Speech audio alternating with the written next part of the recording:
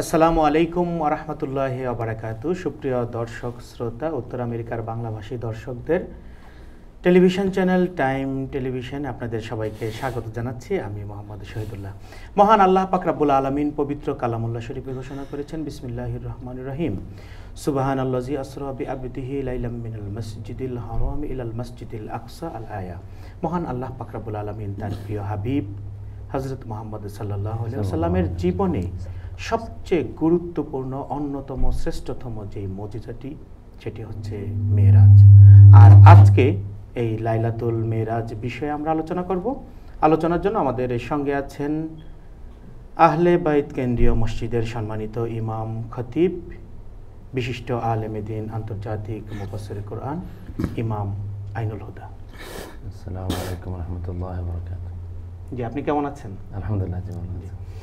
সুপ্রিয় দর্শক, সেই সঙ্গে আমাদের সঙ্গে আরও রয়েছেন নিউ ইয়র্কের ব্রুকলিনের বেলাল মসজিদের সম্মানিত খতিব, মদিনা বিশ্ববিদ্যালয় থেকে উচ্চতর ডিগ্রিপ্রাপ্ত মুফতি, সুন্নতি হজ কাফেলার চেয়ারম্যান মুফতি আব্দুল মালেক। আসসালামু আলাইকুম রাহমাতুল্লাহ। জি, আপনি কেমন আছেন? আলহামদুলিল্লাহ। আজকে আমরা অত্যন্ত গুরুত্বপূর্ণ যে বিষয়টি নিয়ে আলোচনা করব সেটি হচ্ছে এই পবিত্র লাইলাতুল মেরাজ। এই বিষয়ে আমরা শুরুতে আপনার কাছ থেকে শুনবো এর প্রেক্ষাপট নিয়ে। আমি প্রথমেই টাইম টিভির শ্রোতা দর্শক এবং কলাকুশলী এবং আমাদের সম্মানিত উপস্থাপক সকলকে আন্তরিক মুবারকবাদ জ্ঞাপন করছি। আর আল্লাহ তাবারক ওয়া তাআলার দরবারে লাখ কোটি শুকরিয়া আদায় করছি যে এমন একটা রাসূলুল্লাহ সাল্লাল্লাহু আলাইহি ওয়াসাল্লামের জীবনের শ্রেষ্ঠতম ঘটনা উপস্থাপনের জন্য আমরা এখানে জমায়েত হতে পেরেছি এবং দর্শক শ্রোতা তারা অধীর আগ্রহে জনাবে আলা মুহাম্মদ রাসূলুল্লাহ সাল্লাল্লাহু আলাইহি ওয়াসাল্লামের মহব্বতে শোনার জন্য অপেক্ষা করছেন। তো ইনশাআল্লাহ আমাদের প্রত্যেককে আল্লাহ পাক অবশ্যই নবীর মহব্বতে কবুল করবেন, আমিন। তো আমরা সকলে অবগত আছি যে মুহাম্মদ রাসূলুল্লাহ সাল্লাল্লাহু আলাইহি ওয়াসাল্লামের জীবনে সব ঘটনাই অত্যন্ত গুরুত্বপূর্ণ, তাৎপর্যপূর্ণ এবং উম্মতের জন্য সর্বোত্তম আদর্শ। তবে কিছু কিছু ঘটনা সকল ঘটনাকে ছাড়িয়ে যায়। এমন একটি ঘটনা মুহাম্মদ রাসূলুল্লাহ সাল্লাল্লাহু আলাইহি ওয়াসাল্লামের জীবনে মেরাজ।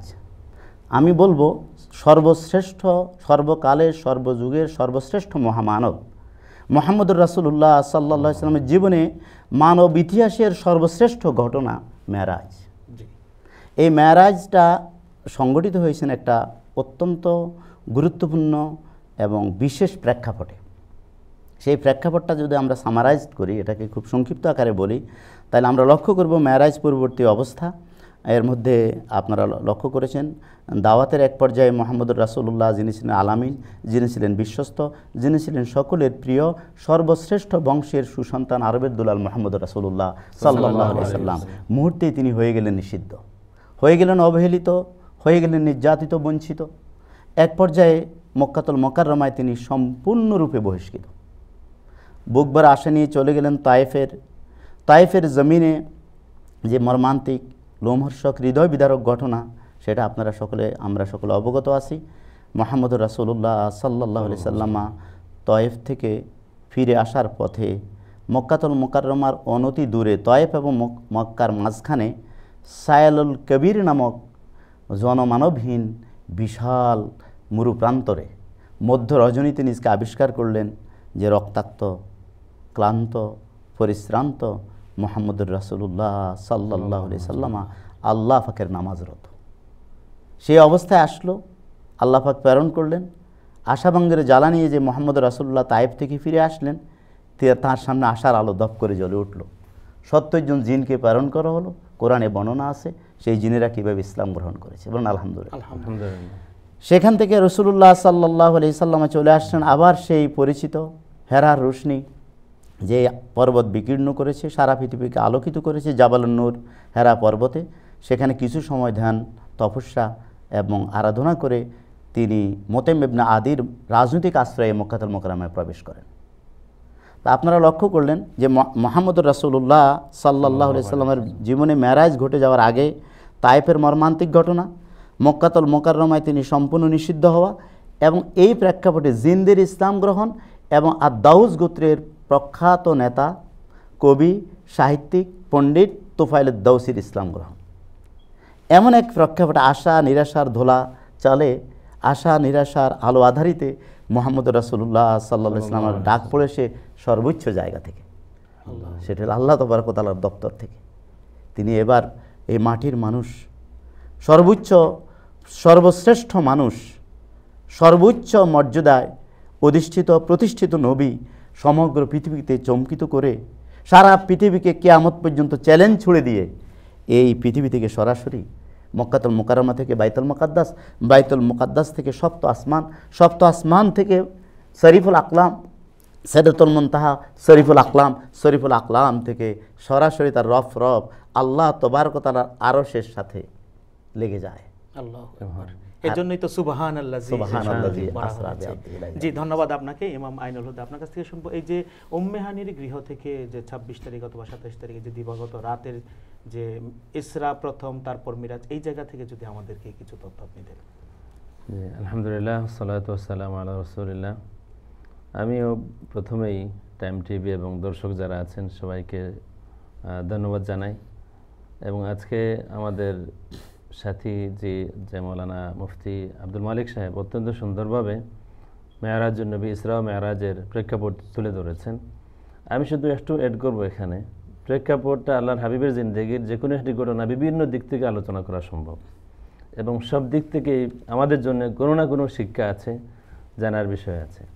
যদি শুধু দাওয়াতি জিন্দেগি এটাকে আমরা দেখি তাহলে আমাদের এখানে অনেক কিছু শিখবার আছে, যে আল্লাহ রাব্বুল আলামিনের সাহায্য, সরাসরি সাহায্য কোন সময় আসে। দাঈ ইলাল্লাহ যারা মানুষকে আল্লাহর পথে আহ্বান করেন তাদের জীবনে সফলতা তখনই আসে যখন তাদের জীবনে অসহায়ত্ব আসে, যখন নিরাশা আসে।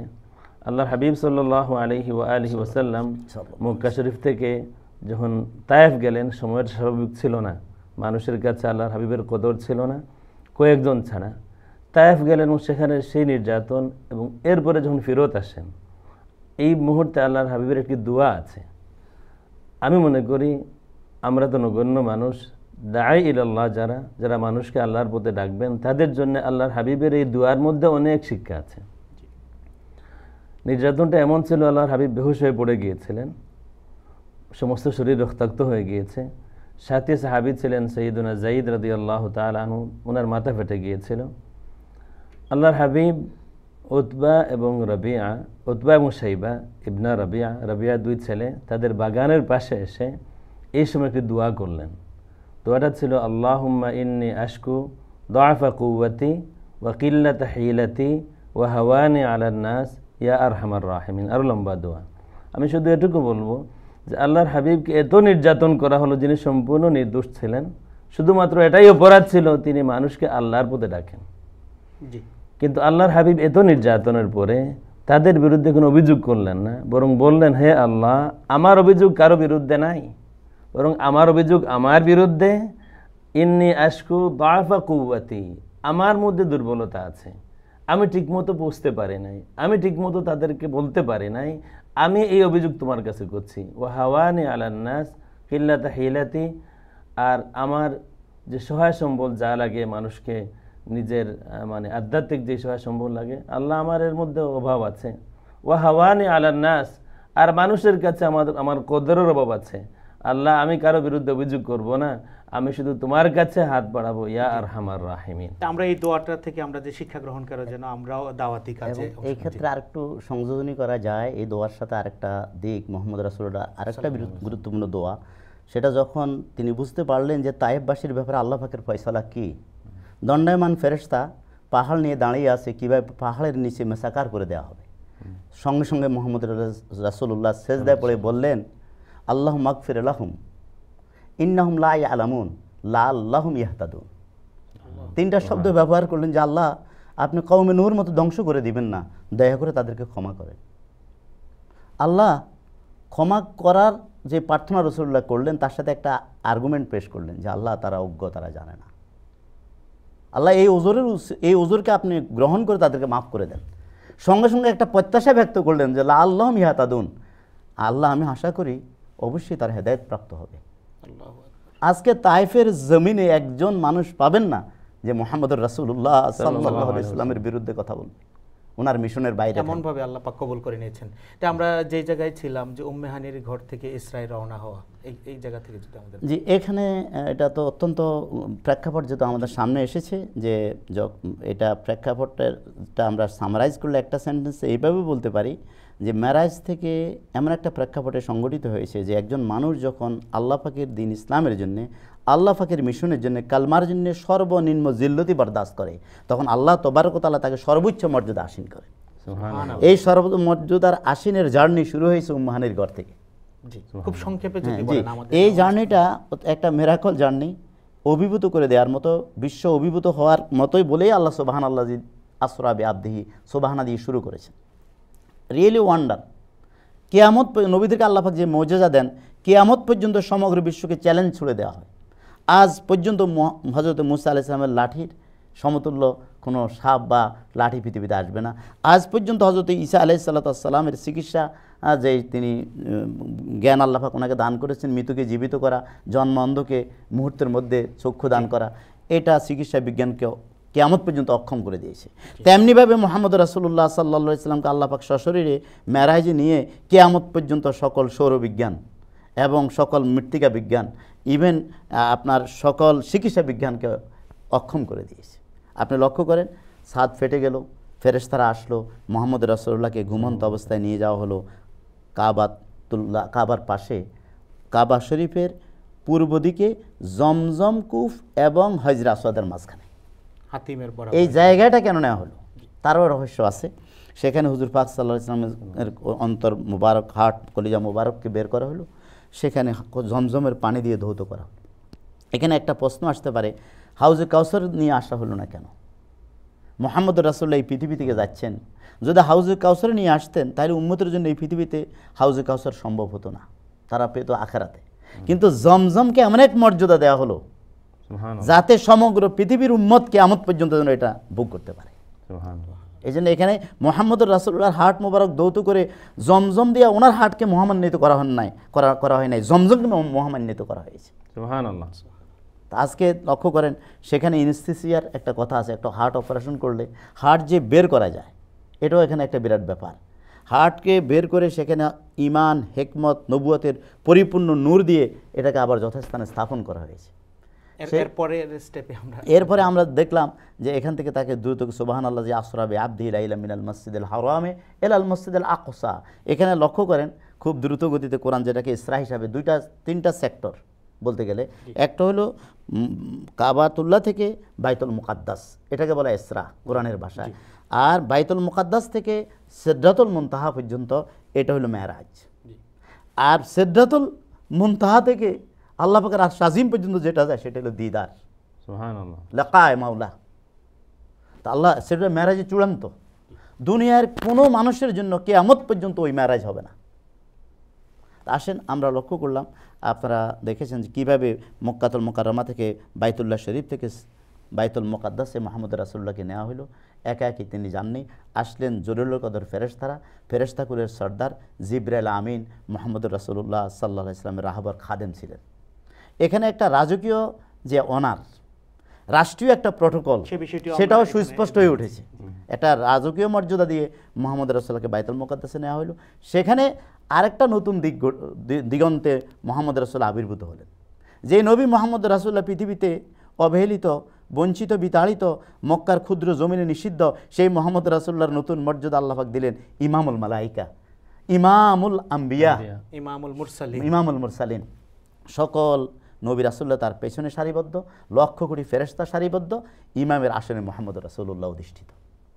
সেখানে আমরা অত্যন্ত গুরুত্বপূর্ণ আলোচনা শুনছিলাম। আমরা ইমাম আইনুল হুদা, আপনাকে এই জায়গা থেকে, আমাদের সময় খুবই সংক্ষেপ, আমরা আমাদের মুফতি সাহেবের আলোচনা থেকে যা ফুটে উঠেছে যে উম্মে হানি রাদিয়াল্লাহু তাআলা আনহা বাইতুল মুকাদ্দাস থেকে তারপর ওনার থেকে রওনা। এটা হলো যে প্রথমে বোঝা গেল যে আল্লাহর হাবিব সাল্লাল্লাহু আলাইহি ওয়া আলিহি ওয়াসাল্লাম ওনার সফর আর অন্যদের সফর সমান ছিল না। অন্য সব নবী রাসূল নিজের থেকে খায়েশ প্রকাশ করেছেন যে আমরা যেতে চাই দিদারের জন্য, আর আল্লাহর হাবিব ঘুমন্ত ছিলেন, আল্লাহর দাওয়াত দিয়ে নিয়ে গেলেন। বাইতুল মুকাদ্দাস যখন সেখানে গেলেন, আল্লাহর হাবিব সাল্লাল্লাহু আলাইহি ওয়া আলিহি ওয়াসাল্লাম পৌঁছার আগেই সেখানে সমস্ত আম্বিয়া কেরাম হাজির ছিলেন।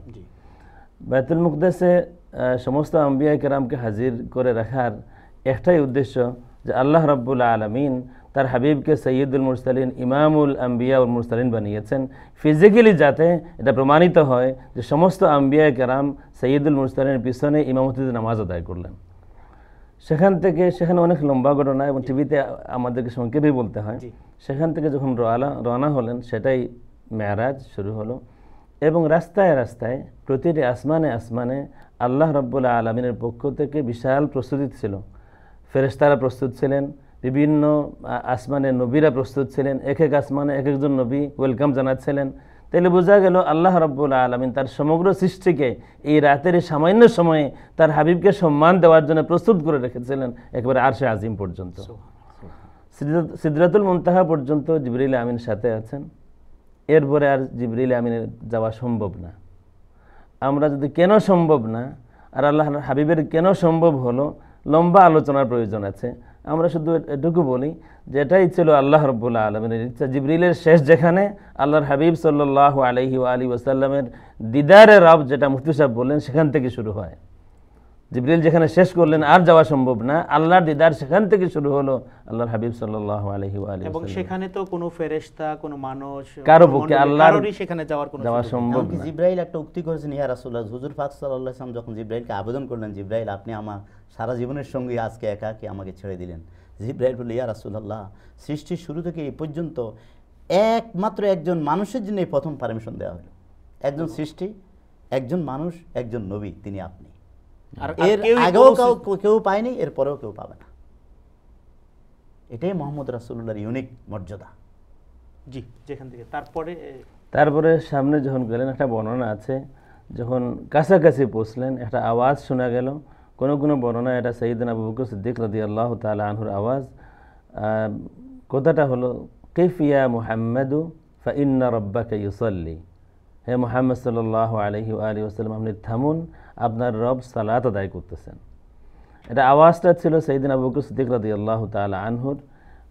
কারণটা ছিল এই যে ওই সময় এই সফরটা সিদরাতুল মুনতাহার পর থেকে আরশে আজিম পর্যন্ত, এই সফরে আল্লাহর হাবিবের সাথে আর কেউ নাই, সম্পূর্ণ একা ছিলেন। একাকিত্ব দূর করার জন্যে আল্লাহর হাবিবের সব থেকে প্রিয় যিনি, তার আওয়াজ শোনাইয়া দিলেন। সেই আওয়াজে শোনাইয়া দেওয়া হলো, আপনি থামুন, রব সালাত আদায় করতেছেন। এই সালাত বলতে আল্লাহ রাব্বুল আলামিন নামাজ পড়েন না, এই সালাত বলতে কোরআন শরীফে আছে, ইন্নাল্লাহা ওয়া মালাইকাতাহু ইউসাল্লুনা আলান নবী, হাবিব থামুন, আপনি রওনা দিয়েছেন, এখানে আসবেন, আপনার আগমনে খুশি হয়ে আল্লাহ রাব্বুল আলামিন এই মুহূর্তেও আপনার উপরে দুরূদ পাঠ করতেছেন। সুবহানাল্লাহ। এরপরে আমাদেরও এই বেশি বেশি করে দুরূদ রাসূলের মহব্বত, আল্লাহ রাব্বুল আলামিন একটি আমল করেন, আর কিছু না, দুরূদ পড়ে নবীর উপরে। ফেরেশতারা সবাই দুরূদ পড়ে, আর আল্লাহ কোরআন শরীফে 89 বার ইয়া আইয়ুহাল্লাযিনা আমানু বলেছেন। এর মধ্যে 88 বার আল্লাহ ইয়া আইয়ুহাল্লাযিনা আমানু দিয়ে আয়াত শুরু করেছেন, একবার মাত্র আয়াতের মিডিলে এর আগে ভূমিকা দিয়েছেন যে আমি আল্লাহ আমার সমস্ত ফেরেশতারা দুরূদ পড়ে নবীর উপরে, হে ঈমানদার আমরা যেহেতু পড়ি তোমরাও পড়ো দুরূদ, আর সালাম দেও সর্বোচ্চ সম্মানের সাথে। যখন ক্লোজ হলেন কোরআন শরীফের আয়াত সূরা নাজমে, সুম্মা দানা ফাতাদাল্লা ফাকানা কাবা কাউসাইনি আও আদনা। সুম্মা দানা, একটা বর্ণনা মতে সুম্মা দানা, আল্লাহর হাবিব করিব হলেন, দুনুন মানে করিব হওয়া, করিব হলেন, কাছাকাছি গেলেন।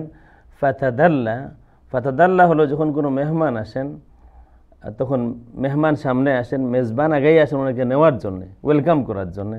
ফাতাদাল্লা, আল্লাহ রাব্বুল আলামিন সামনে অগ্রসর হলেন। ফাকানা কাবা কাউসাইনি আও আদনা, দুইটা তীর যদি কাছাকাছি হয় তাইলে যতটুকু হয়, আল্লাহ রাব্বুল আলামিন একটা এক্সাম্পল দেন যে এতটুকু কাছে, কিন্তু আমার হাবিব এর থেকে আরো কাছে, মানুষ তোমাদের বুঝার ক্ষমতা নাই, আও আদনা, এত কাছে চলে। জি, তো আমরা এখানে আরও এই সফরে আর কিছু মণিমাণিক্য ছড়িয়ে ছিটিয়ে আছে, সবগুলো তো এখানে তুলে আনা সম্ভব না। জার্নিটার মধ্যে লক্ষ্য করেন যে একটা স্টপেজ আমরা দেখেছি তুরে সিনা, আমরা দেখেছি মদিনাতুল মুনাওয়ারার জমিনে হুজুর পাক সাল্লাল্লাহু আলাইহি ওয়াসাল্লাম অবতরণ করে নামাজ আদায় করলেন। এই স্পটগুলোকে বলা হয়েছে, তা এটা রাষ্ট্রীয় একটা প্রটোকল, দেখবেন যে ডাইরেক্ট যাত্রা হয় না, যাত্রা বিরতি হয় বিশেষ বিশেষ প্লেসগুলোতে। আবার আমরা আরেকটা লক্ষ্য করলাম, আপনি নবীরা, সকল নবী রাসূল এবং সব ধরনের ফেরেশতা, উচ্চ মর্যাদা সম্পন্ন ফেরেশতারা চলে আসলেন কোথায়? বাইতুল মুকাদ্দাস। সেখানে কিন্তু একটা নবীদের পরিচিতি পেশ করা হয়েছে। সেখানে প্রত্যেক হযরত আদম আলাইহিস সালাম তার পরিচিতি পেশ করলেন, প্রত্যেক নবী তার নিজস্ব আল্লাহ পাকের পক্ষ থেকে পাওয়া নেয়ামত মর্যাদা উল্লেখ করলেন। সেখানে মুহাম্মদ রাসূলুল্লাহ সাল্লাল্লাহু আলাইহি ওয়াসাল্লাম যখন তার পরিচিতি পেশ করতে গিয়ে বললেন যে আল্লাহ পাক আমাকে রহমতুল লিল আলামিন করে প্রেরণ করেছেন, আমাকে সমগ্র বিশ্ব মানবতার জন্য প্রেরণ করেছেন, তখনই হযরত ইব্রাহিম আলাইহিস সালাম দাঁড়িয়ে তাকবীর দিয়ে ঘোষণা করলেন যে এই জন্যই তো আপনি সমগ্র নবীকুলের শিরোমণি। সুবহানাল্লাহ। এরপরে আপনি লক্ষ্য করেন পরিচিতি পর্ব শেষ হওয়ার পরে নবীরা সব এখানে ছিলেন। আবার প্রথম আসমানে দেখা যায় রিসিভ করে আদম আলাইহিস সালাম, দ্বিতীয় আসমানে রিসিভ করেন আরেকজন নবী। এইভাবে স্তরে স্তরে বিভিন্ন আসমানের নবীদেরকে সেট আপ করা হয়, তো সকল নবীকে না। দেখবেন প্রাইম মিনিস্টার বা প্রেসিডেন্ট যখন আসে এয়ারপোর্টে সিনিয়র মন্ত্রীরা রিসিভ করে এবং মর্যাদা অনুযায়ী স্তরে স্তরে সাক্ষাৎ করা হয়। প্রথম আসমানে হযরত আদম, তিনি পিতা হিসাবে স্বাভাবিক, পিতার সাথে সন্তানের প্রথম সাক্ষাৎ হবে, এটাই স্বাভাবিক। এই মেরাজের এখান থেকে আরেকটা সবক, আজকের আমরা যারা সন্তান আছি তারা এই দুনিয়া এবং আখিরাতে হুসনে সুলুক যদি করতে হয় তো প্রথম পিতা এবং মাতা এবং পিতা। এখানে মুহাম্মদ রাসূলুল্লাহর সাথে প্রথম পিতার সাক্ষাৎ, সেখানেও দেখেন সালামের বিনিময়ের ব্যাপার আছে। আপনারা একটা পয়েন্ট এখানে নিতে পারেন যে আমি রাষ্ট্রীয় প্রটোকলের কথা বলেছিলাম, সকল নবীরা বাইতুল মুকাদ্দাসে আবার বিভিন্ন আসমানে তাদেরকে সেট আপ করা হয়েছে। আপনি লক্ষ্য করবেন যে কোনো দেশ থেকে যদি প্রেসিডেন্ট যায়, ওই দেশের রাষ্ট্রদূত প্রথম ওনাকে এই এয়ারপোর্টে সিএফ করে, আবার যেই দেশে তিনি যাবেন প্রথম অ্যাডভান্স সেখানে গিয়ে আবার সেখানে রিসিভ করে। আমার নবী, আমার হাবিব মুহাম্মদ রাসূলুল্লাহ সাল্লাল্লাহু আলাইহি সাল্লাম পৃথিবীর মানুষকে কার্টেসি শিখিয়েছে, রাষ্ট্রীয় প্রটোকল প্রথম রাজকীয় অনার থেকে এই শিক্ষাটা গ্রহণ করি যে এই লাইলাতুল মেরাজ থেকে আমাদের কি প্রাপ্তি এবং শিক্ষণীয় বিষয়গুলো কি। সুবহানাল্লাহ। এই জন্য আমি সুবহানাল্লাহ বলি, যেটা আল্লাহ ঘটনাটা সুবহানাল্লাহ দিয়ে বলেছে। যেমন ঘটনা যেমন বিশাল, তার শিক্ষাও তেমন অনেক বড়, তন্মধ্যে প্রাপ্তি তো অনেক বিশাল প্রাপ্তি। আমি তো লক্ষ্য করলাম যে এখানে প্রাপ্তির মধ্যে সবচেয়ে বড় প্রাপ্তি হলো মেরাজকে রাসূলুল্লাহ সাল্লাল্লাহু আলাইহি সাল্লাম শুধু নিজের মধ্যে সীমাবদ্ধ রাখেননি, এমন এক গিফট সেখান থেকে নিয়ে এসেছেন যে গিফটের মাধ্যমে প্রতিদিন প্রতি মুহূর্তে 5 বার কমপক্ষে মাটির মানুষের সাথে রব আজিমের মোলাকাত হয়ে যাচ্ছে। সুবহানাল্লাহ। সেটা হলো সালাত। এই সালাতের উপহার হিসেবে নিয়ে এসেছেন। জি, আপনি যদি সংক্ষেপে বলেন, আমরা অনুষ্ঠানের শেষ পর্যায়ে। আমি সংক্ষেপে বলবো যে এই সফরটা মূলত যদি আল্লাহর হাবিব সাল্লাল্লাহু আলাইহি ওয়া আলিহি ওয়াসাল্লামকেই প্রশ্ন করা যায় যে গো আল্লাহর হাবিব, আপনি এই সফরে গেলেন কেন? আল্লাহর হাবিব বলবেন, এই সফরে আমি আমার জন্য যাই নাই, আমি গিয়েছি আমার গুনাহগার উম্মতের জন্য। আর যদি আল্লাহ রাব্বুল আলামিনকে বলা হয় যে হে আল্লাহ, অনেকগুলো উদ্দেশ্য থাকতে পারে, কিন্তু এই সফরে মূলত আপনি কি দিলেন আপনার হাবিবকে? আল্লাহ রাব্বুল আলামিন বলবেন, এই সফরে আমি আমার হাবিবকে তার গুনাহগার উম্মতদেরকে মাফ করার গ্যারান্টি দিলাম। শুরুতে উম্মে হানি রাদিয়াল্লাহু তাআলা আনহার ঘরে যখন সফরটা শুরু হবে, আল্লাহর হাবিবকে প্রস্তুত করা হলো। আল্লাহর হাবিব জানতে চান, জিবরিল, এই সফরে আমার উম্মতকে কি দেওয়া হবে? আয়াত তিলাওয়াত করলেন আল্লাহর হুকুমে, লিয়াগফিরা লাকাল্লাহু মা তাকাদ্দামা মিন যামবিকা ওয়া মা তাআখার, আপনার উসিলায় আপনার আগের উম্মত, আপনার পরের উম্মতের গুনাহ মাফ করে দেওয়া হবে। আল্লাহর হাবিব বলেন, জিবরিল, আমি তো চেয়েছিলাম আমার উম্মতের জন্য খাস কিছু। তখন আল্লাহ রাব্বুল আলামিনের হুকুমে আয়াত তিলাওয়াত করেন, ওয়ালা সাউফা ইউতিকা রাব্বুকা ফাতারদা, হে আমার হাবিব, বারবার প্রশ্ন করতে হবে না, যত সময় আপনি রাজি খুশি না হয়েছেন তত সময় মাফ করতেই থাকবো। তখন আল্লাহর হাবিব জিবরিলকে বলেন, জিবরিল, সাক্ষী থাকো, কাল কিয়ামতের ময়দানে আমার সর্বশেষ গুনাহগার উম্মতকে মাফ না করা পর্যন্ত আমি সন্তুষ্ট হব না। এরপরে সফরটা শুরু হলো। যদি আল্লাহর হাবিবকে সর্বশেষ প্রশ্ন করা যায়, হে আল্লাহর হাবিব, আপনার উম্মতের জন্য আর কি? বলবেন যে আমি একবার গিয়েছিলাম মেরাজে, আর আমার উম্মতের জন্য প্রতিদিন 5 বার মেরাজ নিয়ে এসেছি। এজন্যই বলা হয়েছে আসসালাতু মেরাজুল মুমিন। আচ্ছা, আপনার কাছ থেকে আমরা একটু খুব সংক্ষেপে শুনবো, আজকে আমরা কোন আমলগুলো করতে পারি? জি, এটা আরেকটা কথা আমি এখানে অ্যাড করব, ওটা আমলটা বলার আগে। আল্লাযী বারাকনা হাওলাহু, এখানে লক্ষ্য করবেন যে আমরা কোনো প্রধান অতিথি বা রাষ্ট্রীয় উচ্চ পদস্থ কোনো ব্যক্তি আসলে নিরাপত্তার চাদর দিয়ে ডেকে দিই। সেদিন মুহাম্মদুর রাসূলুল্লাহ সাল্লাল্লাহু আলাইহি ওয়াসাল্লামের শুভাগমন উপলক্ষে আল্লাহ পাক বাইতুল মুকাদ্দাসের জমিনকে বরকতের চাদর দিয়ে ডেকে দিয়েছেন। সুবহানাল্লাহ। বরকতের নবী, রহমতের নবী মুহাম্মদুর রাসূলুল্লাহ সাল্লাল্লাহু আলাইহি ওয়াসাল্লামের প্রত্যেকটা বিষয় আসলে এত গুরুত্বপূর্ণ, এত আশ্চর্যজনক, যেটি মানে সত্যি আমাদের কাছে প্রিয় নবী হযরত মুহাম্মদ সাল্লাল্লাহু আলাইহি ওয়াসাল্লামের শ্রেষ্ঠ মুজিজা হিসেবে বিবেচিত। তা আজকের আমলগুলো দিতে হবে। আজকে সেটাই বলতে চাচ্ছিলাম যে ওনার এই ঘটনাগুলো শুধু আলোচনার মধ্যে সীমাবদ্ধ রাখলে চলবে না। ওনার স্মরণ, চর্চা, আলোচনা, পর্যালোচনা, না সব কিছুর একটা উদ্দেশ্য থাকতে হবে। সেটা হলো ওনার জীবন আদর্শকে আমাদের অনুসরণ করা। লাকাদ কানা লাকুম ফি রাসূলিল্লাহি উসওয়াতুন হাসানা মান ইউতিল্লাহ ওয়া রাসূলাহু ফাকাদ ফাযা ফাওজান আযীমা। সত্যিকার আল্লাহর আনুগত্য এবং মহাব্বতের সাথে মুহাম্মদ রাসূলুল্লাহ সাল্লাল্লাহু আলাইহি ওয়াসাল্লামের অনুসরণের মধ্যে চূড়ান্ত সাফল্য। এই জন্য আমরা 1 নম্বর যেটা টপ প্রায়োরিটি সেটা হলো সালাত। আজকে সমগ্র বিশ্বে একটাই, আমি আজকে অনেক মেসেজ দেওয়ার আছে, তন্মধ্যে সর্বপ্রথম এবং প্রধান মেসেজ 3টা দেওয়ার আছে, সেটা হলো সালাত, সালাত, সালাত। কারণ আমরা জানি আমাদের প্রিয় নবী হযরত মুহাম্মদ সাল্লাল্লাহু আলাইহি ওয়াসাল্লাম ইন্তেকালের পূর্ব মুহূর্তে যে বাক্যটি সর্বশেষ উচ্চারণ করেছিলেন সেটা হচ্ছে আসসালাহ আসসালাহ আসসালাহ আমা মালাকাত আইমানুকুম। আমরা নিশ্চয়ই জানি। তা আপনাকে ধন্যবাদ জানাচ্ছি টাইম টিভি স্টুডিওতে এসে আজকে পবিত্র লাইলাতুল মেরাজ অনুষ্ঠানে অংশ নেওয়ার জন্য। আপনাকে ধন্যবাদ। আপনি যদি দর্শকদেরকে খুব সংক্ষেপে আমলের বিষয় একটু বলেন। আমল আমি বলবো যে এই আল্লাহর হাবিব সাল্লাল্লাহু আলাইহি ওয়া আলিহি ওয়াসাল্লামের জীবনের যে কোনো একটা মুহূর্তের শুকরিয়া আদায় করা যায় যে কোনো নফল ইবাদতের মাধ্যমে। সংক্ষেপে যে কোনো নফল ইবাদতের মাধ্যমে। বিশেষ কোনো ইবাদত খাস এই রাতের জন্য আছে আমি এটা জানি না। আমি শুধু বলবো যে এই রাত আল্লাহ রাব্বুল আলামিন দর্শকদের সুবিধার জন্য একটু বলে দেন। আপনি নফল নামাজ পড়তে পারেন, কোরআন শরীফ তিলাওয়াত করতে পারেন, বেশি বেশি দুরূদ পড়তে পারেন, গরিব মিসকিনের সাহায্য করতে পারেন। এই উপলক্ষে যে আমার হাবিব মেরাজ গিয়েছিলেন, এই উপলক্ষে 10 জন মিসকিনকে খাওয়াইলাম। যে কোনো নফল বন্দেগী রোজা রাখতে পারেন, মানে শর্তযুক্ত না করে যে এই রাত্রে এটাই করতে হবে এমন নিয়ত না করে যে কোনো নফল ইবাদত করা যায়। ধন্যবাদ জানাচ্ছি ইমাম মাইনুল হুদা আপনাকে টাইম টিভি টেলিভিশন স্টুডিওতে এসে উপস্থিত হওয়ার জন্য। ধন্যবাদ আপনাদেরকে। সুপ্রিয় দর্শক, এতক্ষণ ধরে আমরা নিউ ইয়র্কের 2 জন বিশিষ্ট আলেমে দ্বীনের কাছ থেকে শুনলাম পবিত্র লাইলাতুল মেরাজের প্রেক্ষাপট, ঘটনা এবং আমল সম্পর্কে। আসুন এবার আমাদের আমল করার পালা। আমরা যদি প্রিয় নবী হযরত মুহাম্মদ সাল্লাল্লাহু আলাইহি ওয়াসাল্লামের জীবনের এই শ্রেষ্ঠতম ঘটনাটি থেকে শিক্ষা নিয়ে 5 ওয়াক্ত সালাত যেটি আমাদের উপর ফরজ করা হয়েছে সেটি যদি সঠিকভাবে আদায় করি তাহলে ব্যক্তি, সমাজ, রাষ্ট্র সব জায়গাতেই শান্তি আসবে ইনশাআল্লাহ। ইহকালীন এবং পারকালীন মুক্তি এবং কল্যাণের জন্য আসুন আমরা এই পবিত্র লাইলাতুল মেরাজের দিনে রাতে একটি মুহূর্ত যেন অযথা অবহেলায়, শয়তানের ওয়াসওয়াসায়, ধোঁকায় না কাটাই। আল্লাহ পাক আমাদের প্রত্যেককে লাইলাতুল মেরাজের প্রত্যেকটি নিয়ামত উপভোগ করার সুযোগ তৈরি করে দেন। আমিন। আসসালামু আলাইকুম ওয়া রাহমাতুল্লাহি ওয়া বারাকাতুহু।